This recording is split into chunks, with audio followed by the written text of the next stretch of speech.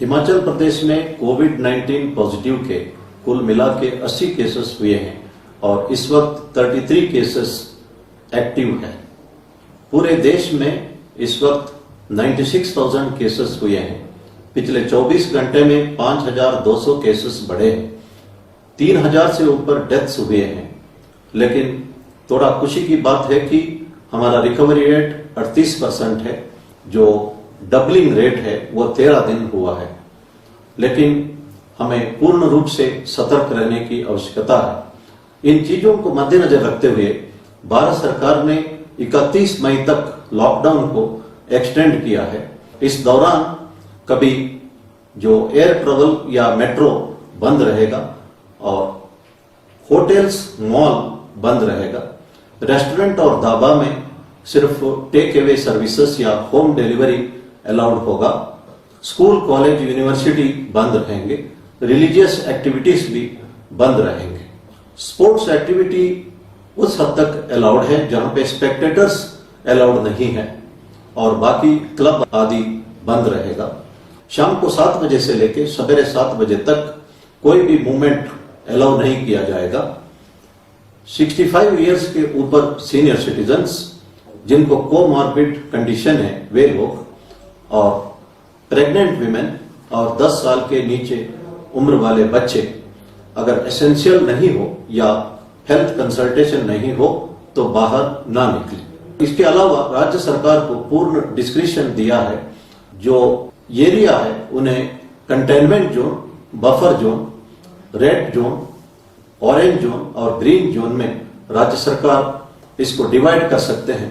किसी वार्ड को भी एक जोन डिक्लेयर कर सकते हैं, लेकिन भारत सरकार के ministry of health and family welfare के डायरेक्शंस के मुताबिक ही ये करना होगा और इसके बारे में राज्य सरकार उचित कदम उठाएगी। मैं माइग्रेंट लेबरर्स को अनुरोध करूंगा कि वे हिमाचल प्रदेश छोड़ के ना जाए। यहाँ पे काफी एक्टिविटीज होने वाला है, उनको रोजगार उपलब्ध होगा और अगर बाहर जाना भी हो तो पैदल ना जाए और कंसर्न राज्य उनके लिए उचित कदम उठाएगी। आरोग्य सेतु ऐप 10 करोड़ से ज्यादा डाउनलोड हो चुका है और ये बहुत इफेक्टिव है और मैं अनुरोध करता हूं सब लोग आरोग्य सेतु ऐप को डाउनलोड करें। जब आरोग्य सेतु ऐप में सेफ या लो रिस्क दर्शाता है तभी बाहर निकले। कोरोना वायरस पेशेंट्स के साथ या डेड बॉडीज के साथ कभी डिस्क्रिमिनेशन ना करें। डेड बॉडीज से ड्रॉपलेट इन्फेक्शन का संभावना नहीं है और थोड़ा सा प्रिकॉशन लेने से क्रेमेशन में, चाहे वो बर्निंग हो या बरियल हो, किसी तरह का रिस्क नहीं है। इसलिए मैं अनुरोध करता हूं कि किसी भी तरह का डिस्क्रिमिनेशन पेशेंट्स के साथ या बरियल स्टेज में ना करें। बद्दी में देखा गया कि कुछ लोग पासस में इंटरपोलेशन करके मिसयूज करते हैं, उनके ऊपर मुकदमा दर्ज किया गया। कंडाघाट में, सोलन डिस्ट्रिक्ट में एक व्यक्ति ने एक लड़की के बारे में सोशल मीडिया में डाला, फेसबुक में, कि वो लड़की कोरोना पॉजिटिव है। उसको हरासमेंट किया गया। अल्टीमेटली टेस्ट पर वो नेगेटिव पाई गई और उस व्यक्ति के ऊपर हमने लीगल कार्रवाई शुरू की। शिमला में देखा गया कि कुछ रेस्टोरेंट में या ढाबा में लोग बैठ के खा रहे हैं। मैं रेस्टोरेंट और ढाबा ओनर से अनुरोध करूंगा कि वे किसी तरह का बेंच या कुर्सी वहां से हटाए।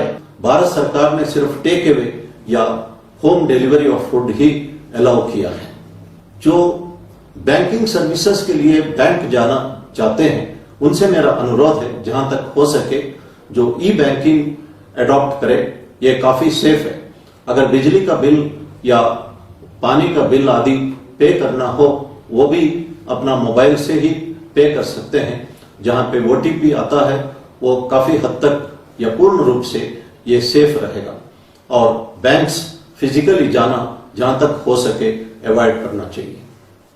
ये खुशी की बात है कि हिज होलीनेस दलाई लामा जी ने भारत सरकार के कदमों को तथा हिमाचल सरकार के कदमों को सहराया है। उन्होंने कहा है कि सरकार के इन कदमों से कोरोना वायरस को भारतवर्ष में रोकने में सरकार काफी हद तक कामयाब रही है। आत्मनिर्भर भारत बनने के बारे में स्वामी विवेकानंद जी ने 1893 में कहा था।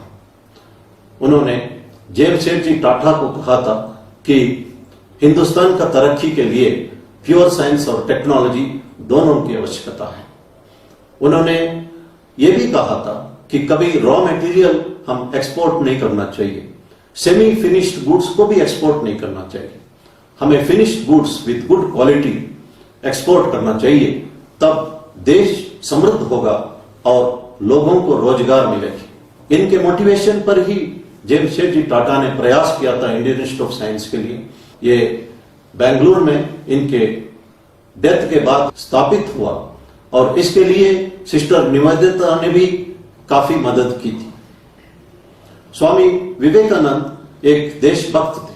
जब वे अमेरिका में दूसरे लोगों के गेस्ट बन के रहते थे, उनको सॉफ्ट बेड दिया जाता था।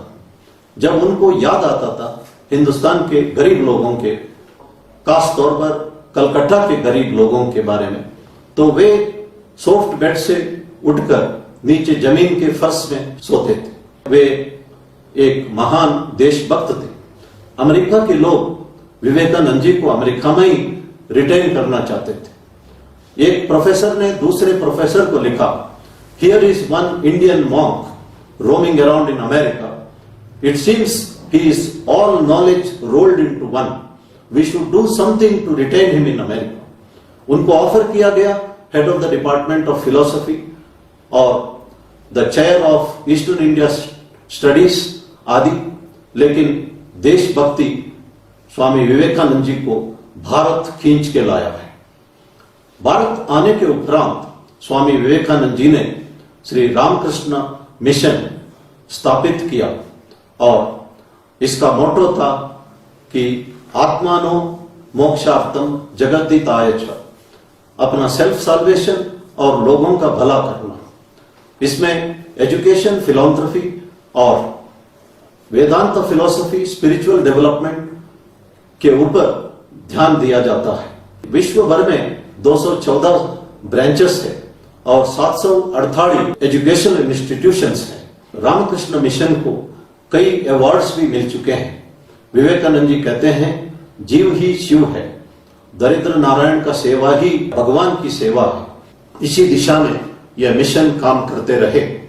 विवेकानंद जी ने दिखाया कि आत्मनिर्भर भारत होने के लिए क्या जरूरत है और उनका लाइफ ही एक एग्जाम्पल है देशभक्ति का। और लोगों को मदद करना भी स्वामी विवेकानंद जी ने दुनिया को सिखाया।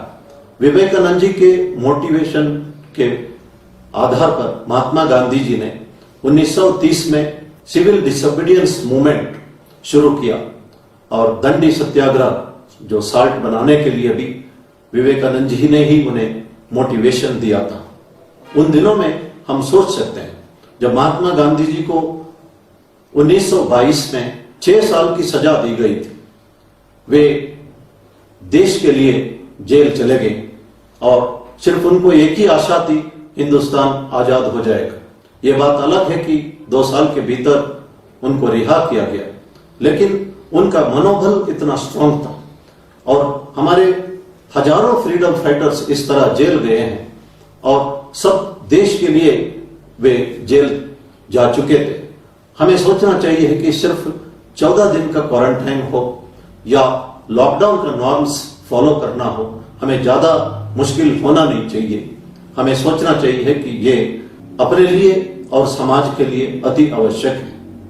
मैं एक और बात कहना चाहता हूं, हिंदुस्तान में जो recognising the right of other citizens बहुत कम देखने के लिए मिलता है।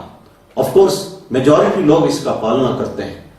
जहां नो पार्किंग बोर्ड है वहीं पे गाड़ी पार्क करते हैं, जहां सड़क के दोनों साइड पार्क करते हैं और ट्रैफिक का मूवमेंट मुश्किल होता है, और किसी को लिफ्ट देना या उतारना तो सड़क के बीच में रोकते हैं और दूसरे वे लोगों को काफी दिक्कत पहुंचवाते हैं। और कई बार हाईवे में दोनों ट्रक ड्राइवर्स आपस में बातचीत करने में लगे रहते हैं। या पब्लिक प्लेसेस में जब स्मोक करते हैं, हम पैसिव स्मोकर्स के बारे में कभी सोचते नहीं है। हमारा बेस्ट एग्जाम्पल है पब्लिक टॉयलेट्स। यूरोप और अमेरिका में पब्लिक टॉयलेट्स हमेशा हमारा घर के टॉयलेट से भी बेहतर रहता है। हर एक व्यक्ति जो पब्लिक टॉयलेट को यूज करता है, वो अगला आदमी जो वहां पे आता है उसके बारे में सोचता है। हमारे देश में अगर पब्लिक टॉयलेट नया भी बनाए, तीसरा दिन में हमें उसमें अंदर जाना मुश्किल हो जाएगा। हम कभी दूसरों के हक के बारे में क्यों ना सोचते? और रिलीजियस प्लेसेस है, टूरिस्ट प्लेसेस है, वहां पे हम पब्लिक प्लेसेस में ही डर्ट फेंकते हैं। ये सही नहीं है। हमें हमेशा सोचना चाहिए कि दूसरों को भी हक है। और ये जो लॉकडाउन नॉर्म्स है, जो हमने सोशल डिस्टेंसिंग बनाए रखना, ये हमारे लिए भी जरूरी है और दूसरों के लिए भी जरूरी है। हम मास्क पहनना अपने लिए भी, समाज के लिए भी, और हैंड वॉश करना अपने लिए भी, समाज के लिए भी। ये एक फीलिंग हमारे अंदर इनबिल्ट आना चाहिए। विदेशों में जो पार्क में लोग जो है, अगर कोई डर्ट देखते हैं, कोई कचरा देखते हैं, उसको उठा के एक पॉलीथीन बैग में डाल के अपने घर में आके अपना डस्टबिन में डालते हैं। वे समझते हैं कि पब्लिक प्लेसेस या पार्क्स उनका अपना समाज का है, दूसरों के लिए उस पर एक हक है। ये भावना हम सब में आना चाहिए। और मैं इस महीने 31 मई को सेवानिवृत्त हो रहा हूं। सेवानिवृत्त के आखिरी दिन तक, आखिरी क्षण तक मेरे से जो कुछ हो सकता है मैं प्रदेश के लिए करते रहूंगा, देश के लिए करते रहूंगा। उसके उपरांत भी जहां पे भी मैं रहूं, व्यक्तिगत तौर पर समाज के लिए मेरी तरफ से जो कुछ हो सकता है वो करते रहूंगा। मैं विवेकानंद जी का उन बातों पर विश्वास करता हूं, one should never feel weak at any point in life. When someone starts something with good intention, one doesn't know how one accomplishes the task, because it is the divine power which accomplishes the task which started with good intention. धन्यवाद। जय हिंद।